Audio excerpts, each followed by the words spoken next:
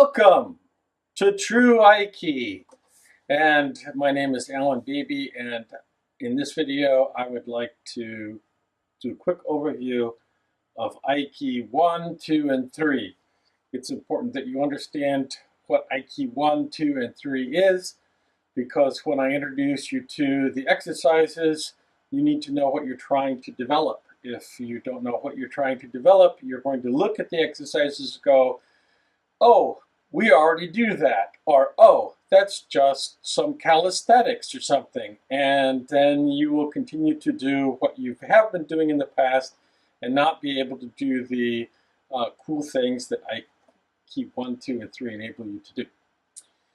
Okay, first of all, we have normal force. That is, in my interpretation, the solidity of the ground. This is my model of a bone. I stick the bone on the ground and lo and behold, it communicates the solidity of the ground up. When I do that, the bone is in compression. We want to use our bones in compression. However, we do not like to have our bones stacked like this. I always want to slightly misalign my bones. I'll get to that later. Here is my model of tissue. It's not exactly an accurate model because muscle tissue is able to contract, whereas this elastic is already contracted. It can only extend or go into tension. That's what we want to do with our tissue. We want our tissue to be in tension, not in contraction. Very simple way of getting your, and only way of getting your tissue in tension is to do nothing. This tissue right now is in tension. Gravity is pulling down on the ends and the tissue is in tension. If I wanted to try to make my tissues be in tension, the only thing I could do is contract the tissues, and then it would no longer be in tension, it would be in contraction. So how do we do this? The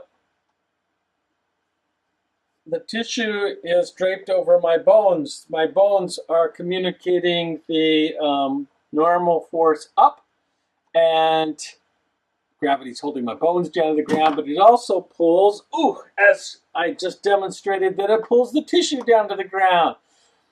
But because it's suspended on the bones, it is pulling the tissue into tension, and that's what we want to do.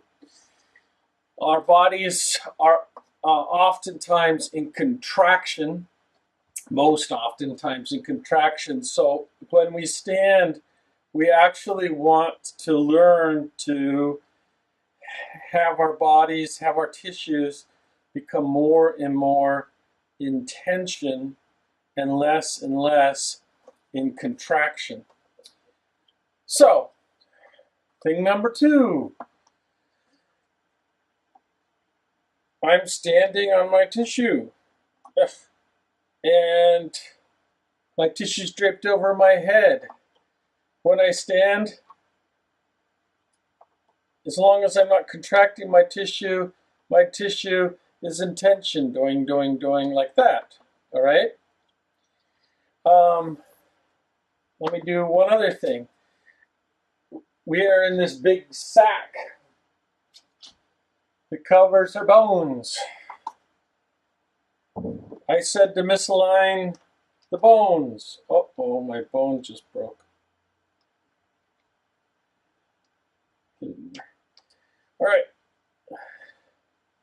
Hopefully your bones won't be like my bones. If you notice, my tissues are now in tension.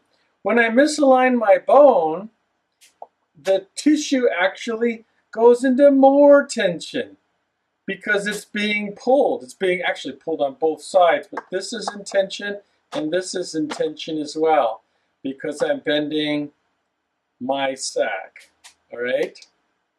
This is how we want to use our body. If I contract it, it's not the same thing. All right, Next illustration. For this one, I'll call my friend Bozo. He is a sack. He is in tension. If I misalign him, he's even in more tension. Okay? That's what we're going to do with their bodies as well. Now, here's an illustration. If Bozo were to, if you were to see this tissue move down and this tissue move up, okay, which you can do, all you have to do is rotate him, but this tissue will be moving down, this tissue will be moving up, yet the tissue is still in tension. In fact, that's the only way that it's useful, is if it's in tension and then in motion as well. So let's keep that in mind as well. And you'll notice that Bozo here is in tension, not just linearly this way. He's in tension this way, he's in tension this way, he's in tension this way, he's in tension this way, he's in tension this way, and he's in tension this way, he's in tension in all directions. Isn't that great for Bozo? That's what we want to do with ourselves as well. Okay? So that's Aiki number one. Aiki number one. Next is Aiki number two.